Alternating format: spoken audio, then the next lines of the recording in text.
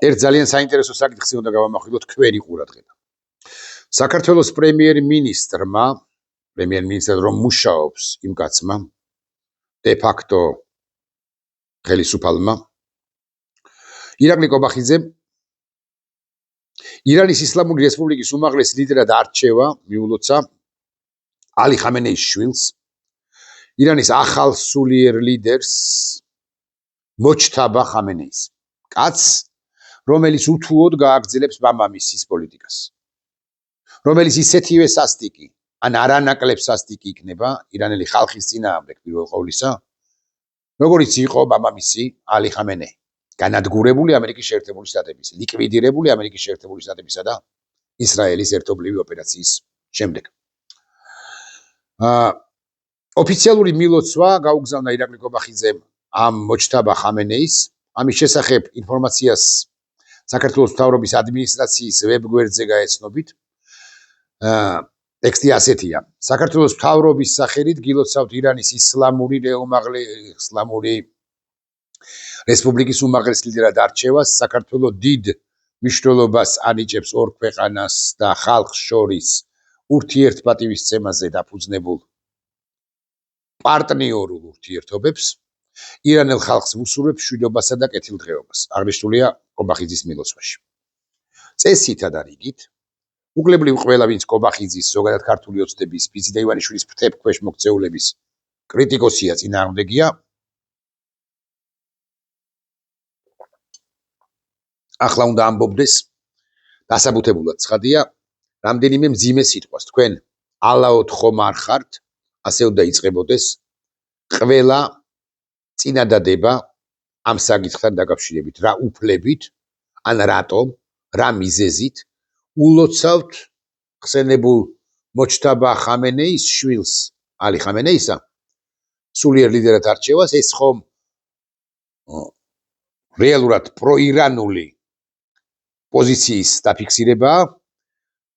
ეს კაცი ხომ არანაკლებ სასტიკი იქნება მამამისზე, დაარღვევს ადამიანის უფლებებს, გააგრძელებს ბირთვულ პროგრამას თუ ხელისუფლებაში დარჩა, თუ სულიერ ლიდერად დარჩა, გააგრძელებს პროქსი ტერორისტული ჯგუფების შექმნა და ფინანსება გაძლიერებას, ჰეზბოლას და არა მხოლოდ, დაიწყებს და გააგრძელებს, განაგრძობს ანტიისრაელურ პოლიტიკა კამპანიას, ისიც მამამისის და სხვების არ იყოს, იტყვის, რომ ისრაელი უნდა აღიგავოს მიწისაგან პირისა.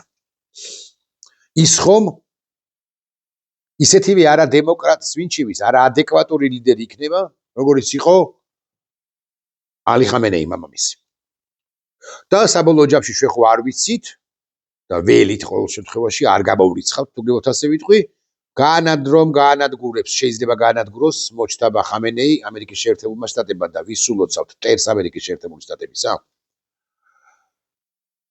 ამ სიტყვებს უნდა წარმოვთქვამდეთ, ამ არგუმენტებს უნდა ვიშველიებდეთ და უნდა ვასრულებდეთ ამ ჩვენ შეძახილ სიტყვებით, მართლა ალაოდ ხო არა ხართ.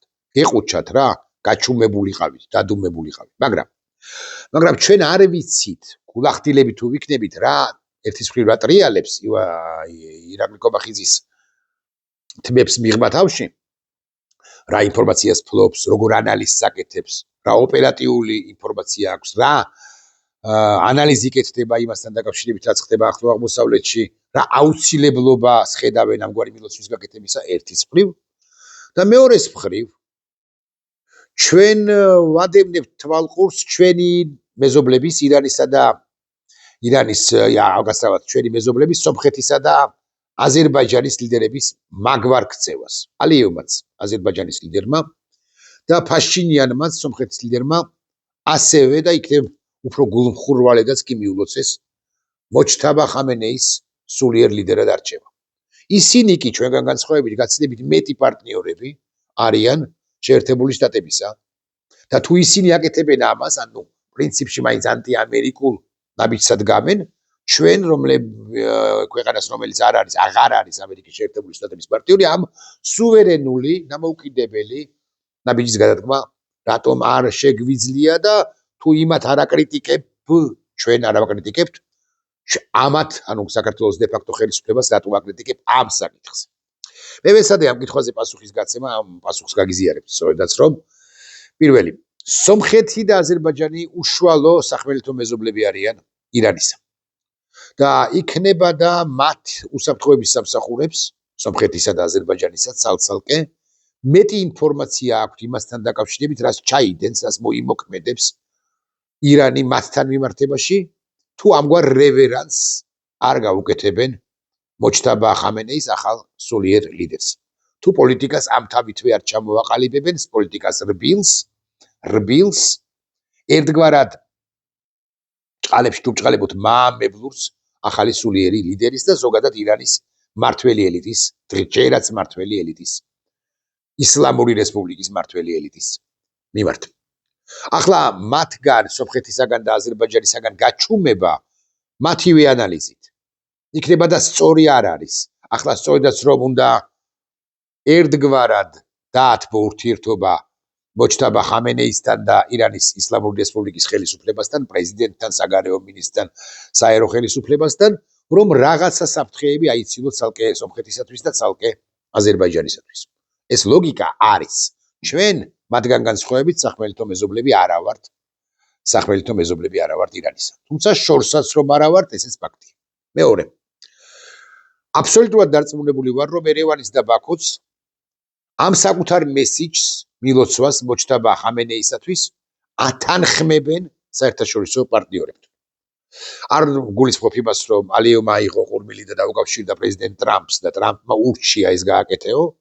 არც იმას ვამბობ, რომ იგივე გააკეთა სომხეთის ლიდერმა ფაშინიანმა, მაგრამ გარკვეულ დონეზე უხეშად სახელმწიფო დეპარტამენტის დონეზე ამგვარი კონსულტაციები ერევანსაც და ბაქოსაც უთუოდ გამართული ექნებოდათ. და ექნებოდათ პოზიტიური, ასე ვიტყვი, სიგნალები მიღებული ვაშინგტონიდან და არა მხოლოდ ამასთან დაკავშირებით.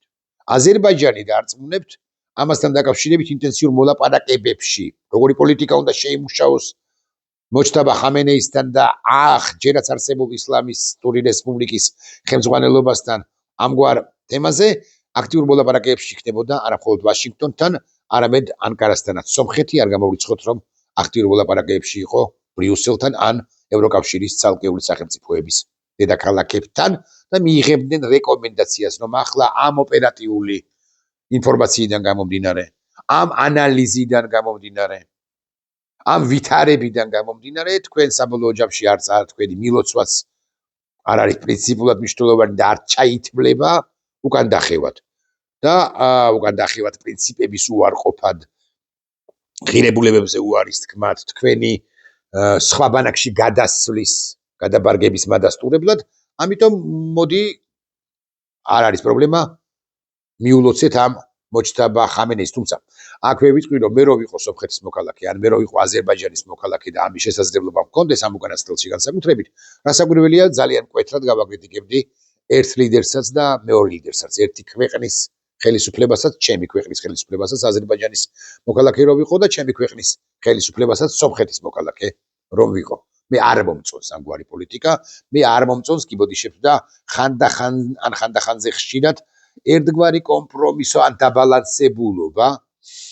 მეოთხე მხრივ მე ინფორმაციას არ ვფლობ იმასთან დაკავშირებით, რა ეგზისტენციური საფრთხის წინაშე დგას ესა თუ ის ქვეყანა სომხეთი და აზერბაიჯანი ამ შემთხვევაში. მე არ მომწონს, როდესაც უფრო ხშირად ჩადის ვიდრე ველი მოსკოვში პრემიერი ფაშინიანი და მე მომწონს ალიევი რამდენიმე თვის წინანდელი, რომელმაც გადაძაბა ურთიერთობა მოსკოვთან და ხსენებულ პუტინთან თუ არ სახსენებელ პუტინთან. მაგრამ აი როგორც კი ურთიერთობა თბება ბაქოსა და მოსკოვს შორის, მე ამას მაინც და მაინც არ მივესალმები ხოლმე. მაგრამ მათ თავიანთი იკითხო კი, ჩვენ კი ჩვენს ამბებს მიუბრუნდეთ. მაშ ირაკლი კობახიძეს რა გარდაუვალი საჭიროება ჰქო, აუცილებლობა იყო, რომ ირაკლი კობახიძეს მიელოცა მოჯთაბა ხამენეისათვის. მე ამაზე პასუხი არ მაქვს. მე მგონია, რომ ირაკლი კობახიძემ განსხვავებით ალიევისაგან და ფაშინიანისაგან არც არავისთან ისაუბრა ამ თემაზე. ანუ არც ანკარას გუმართებული სიტყვა გადაუთანხმა, ვაშინგტონთან გაწყვეტილი აქვს ურთიერთობები, ბრიუსელთან გაწყვეტილი აქვს ურთიერთობები, ბერლინთან, პარიზთან, ლონდონთან და სხვა ქვეყნების დედაქალაქებთან და ეს არის ირაკლი კობახიძის თვით ინიციატივა. რომელიც რასაკვირველია ჩემი მოსაზრებით უნდა კი არ მოვიწოდოთ, არამედ დავიწუნოთ, ისევე როგორც დავიწუნებდით ალიევის ამ ინიციატივას, ამ პოლიტიკას აზერბაიჯანის მოქალაქე რომ ვიყოთ. აზერბაიჯანის და სომხეთის არ არიან იდეალიზმის, ან იდეალური პოლიტიკის მაგალითები, მიუხედავად იმისა, რომ შეერთებული შტატები მსუხეთ შემოვიდა ამ რეგიონში და ამ რეგიონის ამ ორ სახელმწიფოში. ამგვარობას როცა აქცევ ყურადღებას და როცა ამახვილებ ამგვარობაზე ყურადღებას, მიუხედავად იმისა, რომ სწორედ ფაშინიანის და ალიევის დამსახურება, ან დამსახურებაც არის ამერიკის შეერთებული შტატების მსუხეთ, ან შედარებით მსუხეთ შემოსვლა რეგიონში, ეს არ ნიშნავს, რომ ისინი შეუცდომელნი, უცოდველნი არიან და სხვა მხრივ სწორ პოლიტიკას აწარმოებენ. მადლობა იმისთვის, მაგრამ კრიტიკა აქ სამადლობელი ირაკლი კობახიძისთვის არც არაფერი გვაქვს უბრალოდ. ეს არის ირაკლი კობახიძე ბევრად უარეს ჩადის ჩემი მოსაზრებით, მათ შორის იმიტომაც რაც გითხარით მას არანაირი კონსულტაცია არ ჰქონია ვაშინგტონთან, ანკარასთან, ბრიუსელთან, ვერც ეკნებოდა, იმიტომ რომ ჩაჩეხეს ურთიერთობები თურქეთთანაც კი არათუ ევროკავშირთან და არათუ შეერთებულ შტატებთან. მეოთხე თუ მეხუთე თუ მეშვიდე მხრივ მე არ ვფლობ რა ინფორმაციას რა გამოწვევების წინაშე არ არის შორს ირანი, რა გამოწვევების წინაშე აქ ქვეყანა, შეიძლება ეს მილოცვა ჭყალებში რასაკვირველია, სწორიც იყოს გათვლის თვალსაზრისით, თუმცა თუ პოლიტიკა მწყობრი არ არის, მიულოცე და იყავი. თუ შენ არ იცავს შენს ქვეყანას, მიულოცე და იყავი, თუ შენ აქ შუაგულვაკეში და რა მნიშვნელობა აქვს რომელ რეგიონში, რომელ რაიონში, რომელ ქუჩაზე, რომელ გამზირზე ხდება ეს. გამოდიან შენთან ისლამისტები, რომლებიც ამბობენ, რომ ნებისმიერ ბრძანებას შეასრულებენ ალი ხამენეისა ან მისი შვილისა, ირანის ისლამური რესპუბლიკის ლიდერებისა და ნებისმიერი ბრძანება შეიძლება იყოს ამ ბრძანებათა ამპლიტუდა, ჩამონათვალი თუ გნებავთ ასე ვიტყვი, ფრიად ფართოა. და შენ პოლიტიკას ვერ იმუშავებ ამგვარი ადამიანების, ამგვარი მოქალაქეების, მათ შორის შენი მოქალაქეების წინააღმდეგ თუ წინააღმდეგ. ხო? მილოცვა ვერ იხსნის, თუნდაც ჟღერს, მაგრამ მილოცვა ვერ იხსნის საქართველოს, მილოცვა ვერ იხსნის შიში ვერ იხსნის სიკვდილსა. მილოცვა ვერ იხსნის საქართველოს არ ვამბობ გარდაუვალი მეთქი. მაგრამ არ გამოსარიცხი გარკვეული იმ ექსცესებისაგან და აღარ გავხსნი ამის იგივე ფრჩხილს, რომლებიც შესაძლოა მოხდეს. კარგია, თუ პოლიტიკური გათვლა იყო ირაკლი კობახიძისა, გეოპოლიტიკური გათვლა იყო ეს ირაკლი კობახიძისა, დააცხრეს ახლა, არ არის საჭირო კუმფეხი გამოყო პოლიტიკა, მაგრამ იქნება და უმჯობესი იყო საერთოდაც გაჩუმება, არც მილოცვა და არც არ მილოცვა. ამ ლოგიკით ირაკლი კობახიძე ხვალ რო წავიდეს ირანში და მე ეს გაამართლოს ირანში ამ ოფიციალურ ღონისძიებაზე, ან ამისი ჭირის სუფრაზე რომ მოხდეს, როგორც მოხდა ერთხელ, და რომ ეს გაამართლოს იმით, რომ იცით რა არის, ჩვენ ამ ყველაფერს ვაკეთებთ იმიტომ, რომ საქართველოს რაღაც ავაცილოთ აგრესია ირანიდან. ეს გამართლებული იქნება?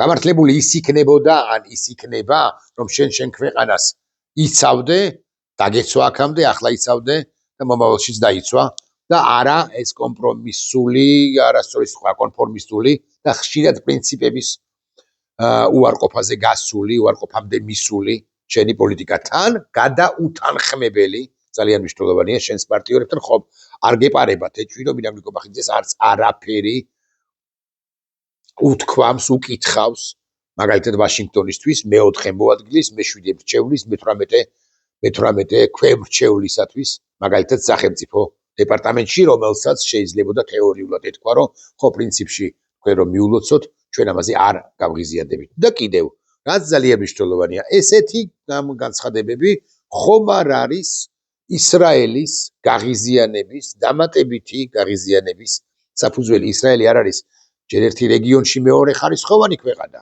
ეს ერთი.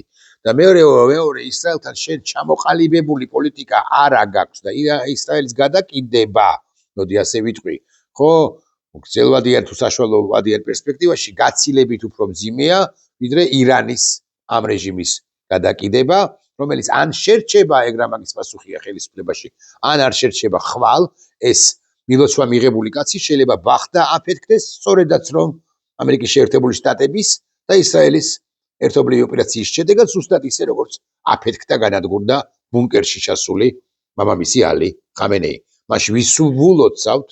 ეხლა პაშინიანზე არ ვლაპარაკობ, ალიევზეც არ ვლაპარაკობ, ისინი მაინც ერთგვარად ძლიერები არიან, აზერბაიჯანი ჩვენზე ბევრად ძლიერია და ფრთა გადაფარებული, ქოლგა გადაფარებული, სულ მინიმუმ თურქეთის მხრიდან აზერბაიჯანი ქვეყნები არიან. მაგრამ ჩვენ ვისაც არავინ არ გველაპარაკება და არც არანაირი ქოლგა არ გვიცავს და კატასტროფულ მდგომარეობაში ვარ ამ ხელისუფლების ან ბანდის უფრო ზუსტი რომ ვიყო პოლიტიკის და უპოლიტიკო პოლიტიკის წყალობით ვის ულოცავთ ხვალ ამერიკის შეერთებული შტატები არ იკითხავს კი მაგრამ რას ულოცავდით კაც რომელიც უნდა გამენადგურებინა ან რომელიც გავანადგურე ამ ლოგიკით ამ შვილის ამ კაცის მემკვიდრეც რო იქნება ოდესმე ვინმე იმასაც უნდა მიულოცოთ ოღონდ არ დაგვაგვიწყდეს რომ ერთიც მეორეც და მესამეც ხო და რა ვიცი რამდენიც იქნებიან უკლებლივ ყველანი არიან ბოროტების ღერძის წარობადგელები დამხოცავები პოტენციურად თუ თეორიულად ადამიანები მოქალაქეებისა ირანის მაცხოვრებლებისა ადამიანები რომლებიც იბრძვიან თავისუფლების წინააღმდეგ და რომლებსაც შეუძლიათ ორ ღამეში 40000 კაცის მოკლა რა შვილს თქვენ გონიათ არ შეუძლია არ მოინდომებს რამე რომ იყოს არ მიიღებს ამგვარ გადაწყვეტილებას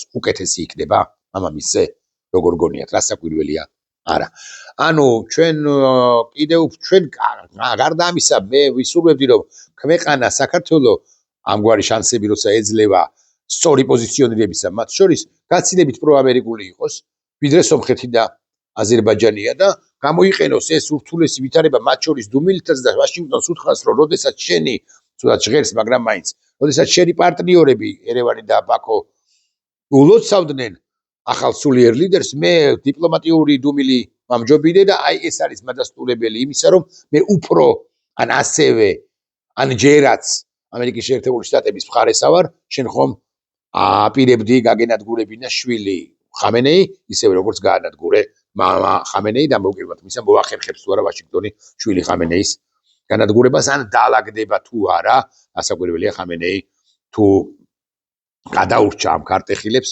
2-3 წელიწადში ვინც ის და იქნება უფრო შესაძლოა ბედში უფრო სასტიკი ლიდერიც კი იყოს ირანის ისლამური რესპუბლიკისა თუ ირანის ისლამური რესპუბლიკა როგორც ასეთი საერთოდ გადარჩა მე ამ ყველაფერში რასაკვირველია ეჭვი მეპარება მე მგონია რომ ირანში თავარი კვანძის გახსნა კიდევ წინ არის და მე არ ვფიქრობ რომ სულიერ ლიდერებს თუ ალი ხამენეის ნარჩენებს წანაზარდებს მინდა ირიბი მნიშვნელობით რამ კარგი დღე ელის და კიდევ ერთი პასაჟი აქ ცხოვრობენ ალი ხამენეის და ირანის ისლამური რესპუბლიკის მოწინააღმდეგე მოქალაქეები რომლებიც გამოექცნენ იმ რეჟიმს მიზესთა გამო მე კითხვა მაქვს რამეს ხო არ აპირებთ მათთან იმართებაში აი ამ კაცმა რომელსაც გაუგორეთ უცებ რომელიღაც ეტაპზე დამშვიდებისას რო თქვას რომ გადმომეცითო რას აპირებთ გადაცემას დაპატიმრებას თავისუფლებისთვის მებრძოლი ირანელებისა თავისუფლების მსურველი ირანელებისა და თეირანისთვის გადაცემას არა ეს არ მოხდება იმიტომ სწორედ რომ ალი ხამენეის შვილის